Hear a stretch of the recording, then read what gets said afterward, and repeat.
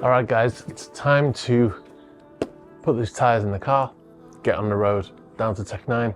Hopefully today we'll get these issues finally resolved and I'll be confident enough to be able to drive the car back to Italy.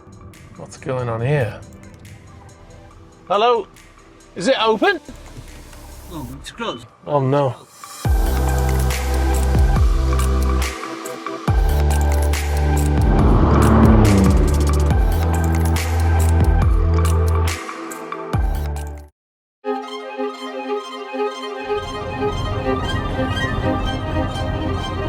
So we're on the way. We've been going for 15-20 minutes. We're just going through, well, we're just about to go over this bridge. It's built on the River Mersey, and they used taxpayers' money to build the bridge, but they borrowed taxpayers' money. So the money that we paid in, they borrowed it from the government, built the bridge, and now it's a toll road, and now we have to pay to cross the bridge. £2 every way. So if I go across and back, it's £4. It's unbelievable. And there's an old bridge, which that's how everybody crossed before, but it was a new bridge was needed because it was always backed up. But they also put the old bridge as a toll road as well. So, and it's the first time in the UK ever that an old bridge has gone from a free bridge to a toll bridge.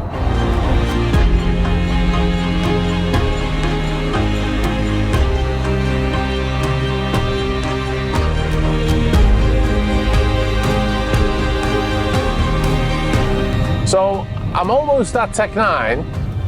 I've just noticed that the car, the oil measuring thing is actually working. It's working properly. So I drove the car a couple of times since that error popped up, and I was very careful to keep an eye on the temperature and the oil level.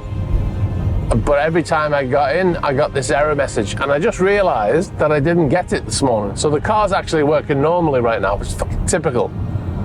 Typical that you're going somewhere to get something fixed and now it starts working. So now it will be it's very difficult to trace a problem when it's intermittent like that. So anyway, I think what they'll probably end up doing is just replacing the sensor just to be on the safe side, because the last thing I want is to get halfway to Italy and the thing pops up again. So yeah, I think that's what I'll have to do. I'll see what Phil says anyway. I'll leave it with them and see what they say. But it's unbelievable that it started to work again. So it shows you that it's something, a connector or something like that. I think it's a simple fix.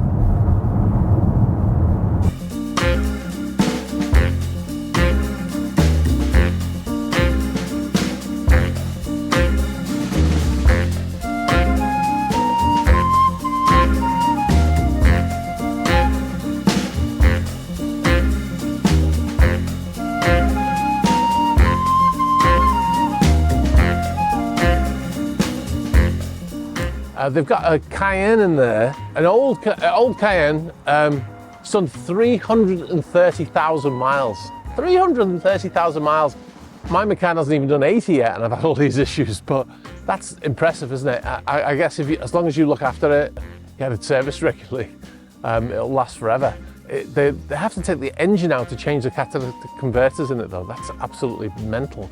But yeah, that's impressive amount of mileage, isn't it? So the great news is they said it'll be ready this afternoon at 3 p.m. So they've already given me a time to pick it up. So I couldn't be happy about that. Just makes me, now I can start planning the rest of the trip. You know, I have to move a lot of stuff, but I need to fit those level sensors, which I probably should have had done here, but I always plan to do it myself. So I want to do it myself and then plan the rest of the trip. So I've got 6 days until I leave.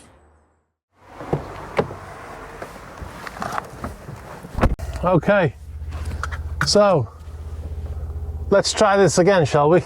The car is ready now that all those jobs are done, and we can head home. Whew, mamma mia. Let's just hope There are no more issues. The oil pressure is working. Yeah. So that's good news. I'm happy.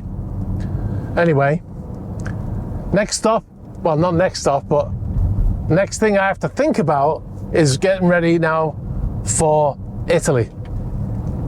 So I'm excited now. The car's been checked over. The guys at Tech9 know their business, you know, and I'm confident. If they say it's ready to go, it's ready to go. But that's, you know, that's money I shouldn't have had to spend. Everything seems to have been done properly by them. Yeah, in Revolution, I mean, it's just one of those things, you know. So, but in future, I'll always go to Tech9. So.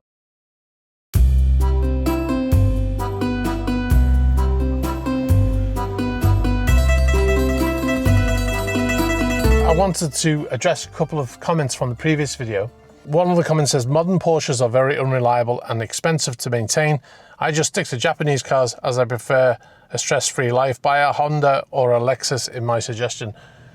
It's simply not true. Modern Porsches are not unreliable. There was another comment about bore scoring, saying that these engines in the Macan suffer from bore scoring. That's simply inaccurate. There was an engine series called the M96 and M97 engines, which were in the 996, and the 997, which ceased production over 15 years ago, and they had issues with bore scoring. That's a well-known issue, but that's nothing to do with this, and nothing to do with modern Porsches. Modern Porsches are very reliable in general. Now, servicing, probably you will find, compared to your Fiat 500 or your, what did he say, Honda, you'll probably find that it is more expensive, but it's a premium brand, it's Porsche. So it's probably going to be more expensive. Having said that, Porsches only have to be serviced every 2 years, unlike Ferrari and Bentley and Lexus. So the price isn't as expensive as you might think. The other thing is, if you buy a Honda or a Lexus, you end up with a Honda or a Lexus, as Jeremy Clarkson once said about another brand. You know, if you want to buy a Honda or a Lexus, fine. You know, and I'm sure Lexus servicing is not cheap.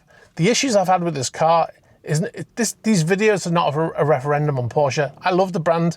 I own multiple Porsches. Up until a few days ago, I owned 3 Porsches. I just sold my 718 Spider, by the way. It was on sale at JZM in the UK, on sale or return. It's just sold. The new owners picked it up, which I'll talk about in another video. But I'm a multiple Porsche owner, and I love the brand. So I'm not making these videos to put shade on Porsche. Speaking of putting shade on, I got an email from Russ from Revolution Porsche. He said that some people had seen the video and said that I was slating Revolution Porsche. That's not the case either. That's factually inaccurate. I reported on my experience with them. In actual fact, in the video, I said I've heard good reviews of this company over the years. I've used them in the past myself. I just shared my experience, which wasn't brilliant, if you agree with the experience that I had. So the people who contacted Russ saying I was slating his company, check your facts. Go and watch the video again. I think you'll find you're actually incorrect in that. Anyway, guys, as you can probably see, I am actually in Italy. The trip down was not without incident, which you'll see in an upcoming video next week. But yeah, I did make it. So yeah, that's why it's so hot right now where I'm sat. And we just hit 10,000 subscribers on this channel, which I'm super excited about. You know, I never thought that this channel would get to 10,000 because it's just me messing about and I don't post that regularly. And yeah, but I'm really happy that you're all here. Thanks very much for subscribing. If you haven't subscribed yet, please do so. Got much more stuff coming. We've got the road trip video coming up next week, and we've got some stuff while we're in Italy as well. So be sure to check that out.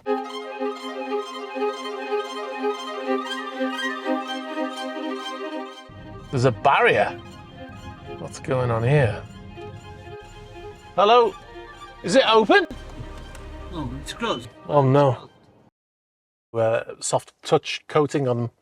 Put them in vinegar and then just clean them. And that's what she did. And they are perfect now. So she just saved me £120.